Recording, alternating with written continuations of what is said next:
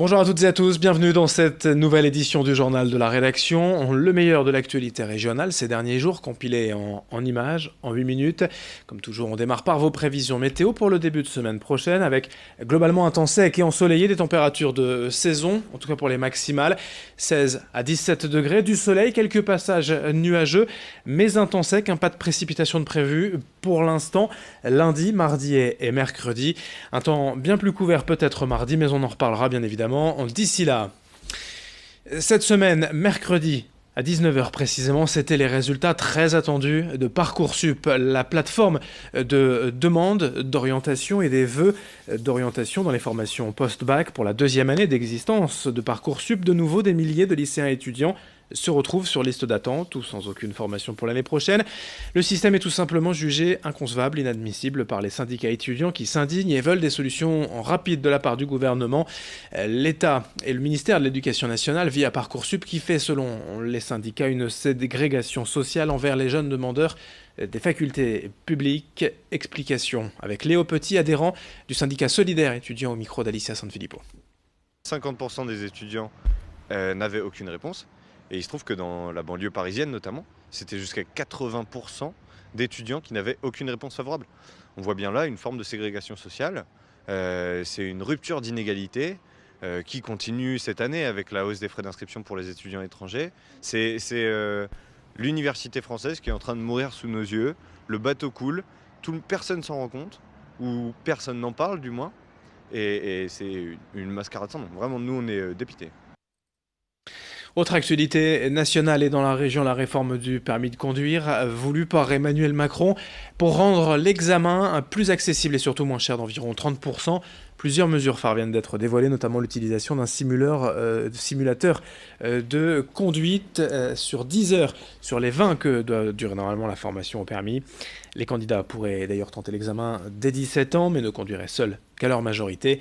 Les lycéens passeraient gratuitement l'examen du code lors du service national universel. Enfin, un système national d'inscription en ligne doit être mis en place afin d'éviter les délais bien trop longs aujourd'hui.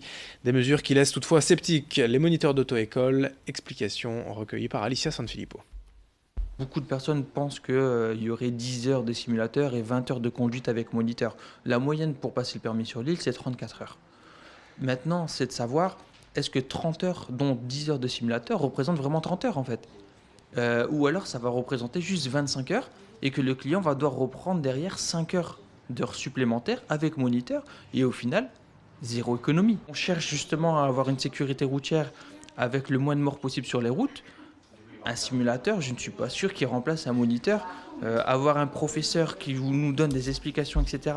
et avoir une machine qui est un peu mieux qu'un jeu vidéo, je ne suis pas sûr que ça soit efficace.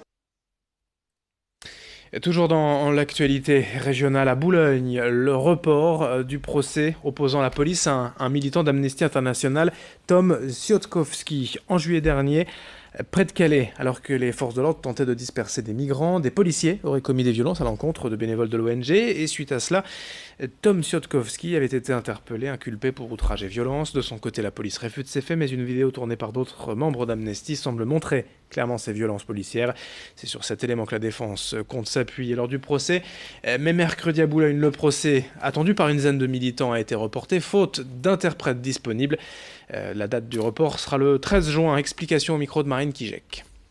C'est pour ça que ce cas est extrêmement important et emblématique, c'est que c'est souvent la parole du bénévole contre la parole des policiers, c'est très difficile de pouvoir prouver et obtenir justice. Là, il se trouve qu'effectivement, toute la scène a été filmée et donc il n'y a pas d'équivoque. On voit bien effectivement que Tom ne faisait pas preuve d'agressivité, qu'il a été volontairement poussé, qu'il avait un réel risque pour sa vie et tout ça a été filmé. Donc aujourd'hui, ce qu'on demande, c'est que simplement la justice fasse son travail et que les charges peuvent être abandonnées puisqu'elles sont fondées sur des faits qui n'existent pas. L'actualité aussi locale à Dunkerque, la nouvelle bibliothèque baptisée Bib a été inaugurée il y a quelques jours. L'ancien bâtiment des Beaux-Arts a ainsi été totalement rénové. Les murs ont été transformés en immenses baies vitrées afin d'offrir aux habitants un nouvel espace de lecture et de rencontre. Au programme de nombreux espaces pour lire bien sûr, mais aussi un coin café, des espaces rencontres dédiés au cinéma, à la musique ou encore un auditorium. Le tout dans un style alliant parfaitement l'ancien et le moderne. Amel Dumoulin, directrice des bibliothèques de Dunkerque, explique l'intérêt multifonction de cette nouvelle bibliothèque. Sur les 4 dernières années, on voit la fréquentation des bibliothèques de la ville, alors même que celle-ci n'était pas ouverte, progresser de 40%. Mais on ne veut pas s'arrêter là, parce qu'en étudiant la population, on s'est aperçu qu'il y avait encore des franges de la population qui ne connaissent pas bien les bibliothèques, qui ne savent pas encore ce qu'elles peuvent leur apporter. Vous savez, la réponse la plus fréquente à la non-fréquentation d'une bibliothèque, c'est « mais moi je n'ai pas le temps de lire » ou « la lecture ne m'intéresse pas ». Et ce qu'on voudrait faire, c'est vraiment faire découvrir cet espace, qui est bien entendu un espace de lecture, comme étant aussi un espace où on peut faire une foule d'autres choses. Et puis du sport avec du football féminin, à moins de 3 semaines désormais de l'ouverture de la Coupe du Monde féminine de football en France, avec un premier match France-Corée du Sud à Paris au Parc des Princes le 7 juin. L'événement suscitera-t-il l'engouement auprès des jeunes filles? Nous sommes allés voir dans ce club de foot féminin à Bousbecq, près de Lille, une structure en plein essor. Il y a aujourd'hui déjà 70 licenciés, mais le club voudrait faire grimper ce nombre à 400 en profitant donc de cette Coupe du Monde féminine. Jean-Baptiste Galen est le président ambitieux du Football Club de Bousbecq. Il souhaite également faire de son club et de ses filles la deuxième équipe féminine de la région derrière le LOSC. L'effet Coupe du Monde pour lui sera indéniable. On l'écoute au micro de Vincent Vieillard.